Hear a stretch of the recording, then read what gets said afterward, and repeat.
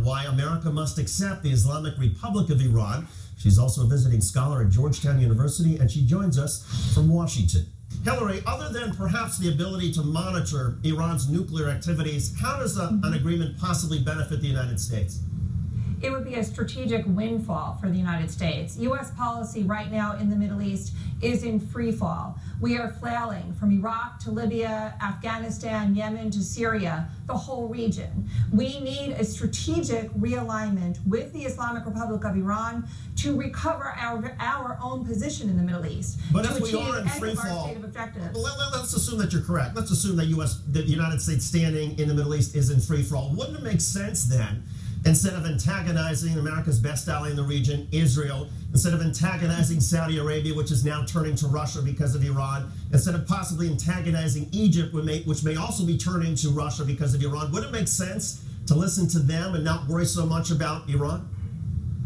Well, this is precisely the problem. We don't have strategic balance in the Middle East. We have relied on so-called allies that don't represent the majority of the populations whom they control, and we turn to them, even though, like our so-called allies in Saudi Arabia, they continue to arm, fund, and train jihadi militants across the region, and we call these our so-called allies, even though, of course, Osama bin Laden, one of the first that they were to arm, train, and fund, ended up morphing into the Al-Qaeda organization, which is now by that same logic, Iran will continue to arm, train, and fund Hezbollah no matter what sort of agreement we reach with them on this nuclear deal. What Iran does, which is so critically important that the United States is going to need to come to understand if it actually wants to have a position in the Middle East, is that Iran aligns itself with inconvenient but absolutely indispensable populations across the Middle East, populations that have been marginalized.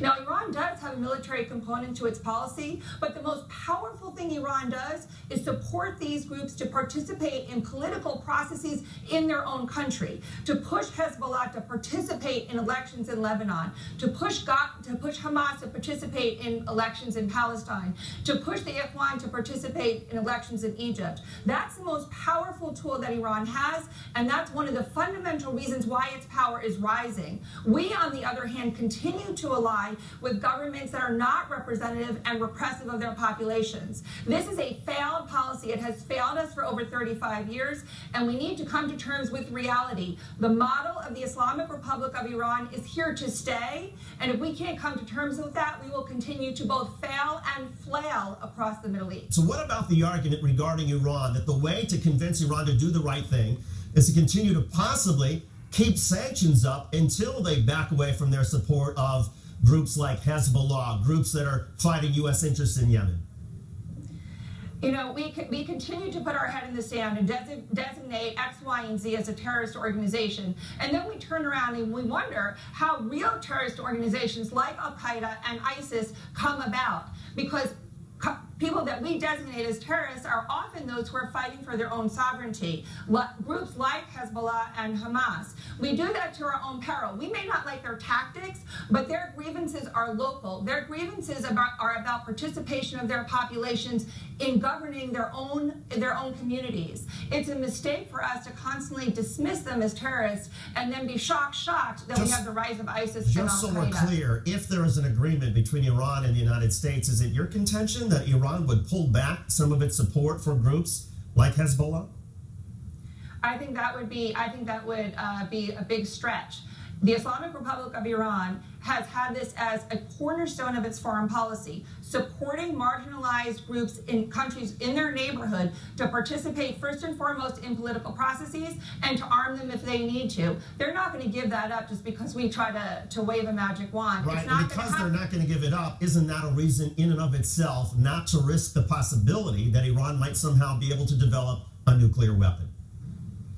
There's no evidence that Iran even wants to develop a nuclear weapon. This whole thing is just like, just as the Bush administration sold us on the mobile biological weapon labs that Saddam Hussein supposedly had in his nuclear weapons arsenal, this is another bill of goods that are So the National Intelligence Estimate from 2006-2007, which found ample evidence that Iran was indeed trying to do research on how to weaponize its nuclear program. That's just not true. That's just not true. That is just not true.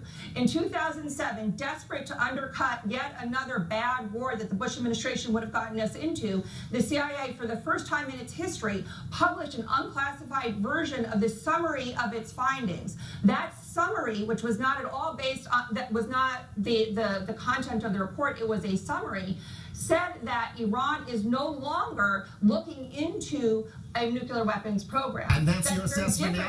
Just so we understand, that's your assessment now? You believe that Iran has no interest right now in pursuing a nuclear weapon?